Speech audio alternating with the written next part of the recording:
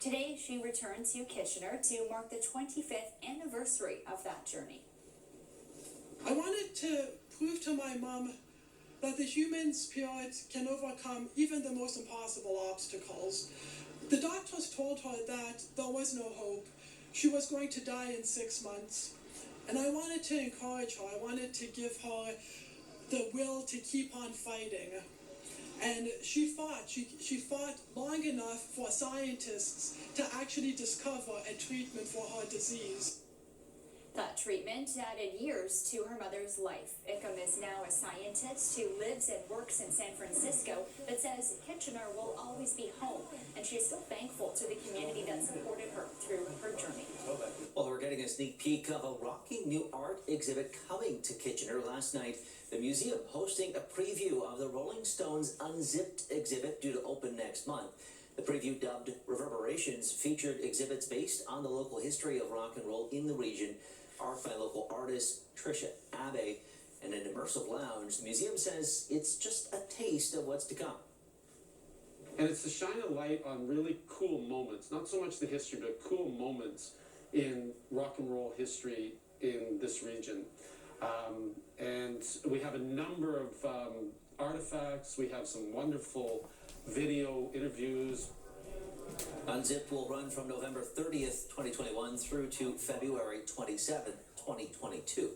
Well, for decades, the Oktoberfest Thanksgiving Day Parade broadcast here on CTV has showcased the work of thousands of people from the community. But getting that broadcast to air took dozens of people, hours of planning, and intense coordination, which viewers didn't get to see. CTV's Tony Grace goes behind the scenes with some of the people who played key roles in the broadcast, about the memories, the mishaps, and making it all happen.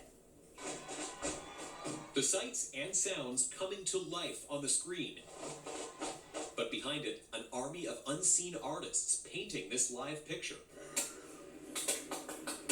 Meet 4 of the people who played critical roles in getting the Oktoberfest parade broadcast to air. The Thanksgiving Day Oktoberfest was always the big one because it was a network show. And like any other live show, there's a lot that's unpredictable about a broadcast like this. You depend on each other. Sometimes easier said than done. Former director Paul Franciscotti remembers one year when new and unfamiliar equipment meant losing contact with camera operators. Unbeknownst to me, out on the street, the cameramen are going, I can't hear him. I can't hear him. What's he saying? So are you saying they were essentially directing themselves on the streets? Exactly. Which is what they're supposed to do if something goes wrong. Photographer Dan Bailey recalling an unfortunate incident when a small child with an upset stomach had a big accident on the street. There was a call over the intercom to bring a bucket of water out to the street to clear up because people dissipated, you know. It was like, they're like, whoa, what's going on? And they all went to great heights to get the best view. A bucket, like a bucket that a hydro worker would be in? He got me in it, showed me how to run it, and then he said, I'm going for coffee, just stay out of the high tension lines. Photographer Terry Kelly remembers not only scrambling on the street. It's always trying to keep a steady shot, in focus, properly exposed, and not getting trampled by the band or whatever's coming at you. But also scrambling around as a cool cat radio station mascot.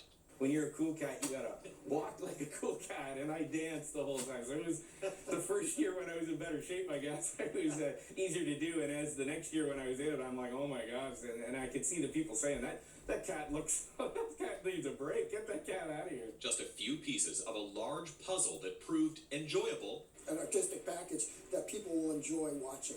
And even when it was over, rewarding. It's like, wow, we're there already? Like, I thought we just started. And if you shoot a parade in front of a brewery, it's amazing how quickly a crew can tear everything down and get all the cables wrapped up. A little incentive is always good. For the teams that made it happen. Tony Grace, CTV News, Kitchener. A bit of history there. Still ahead on CTV News, a rainbow walk, crosswalk vandalized. Well, police in Stratford are saying about the investigation.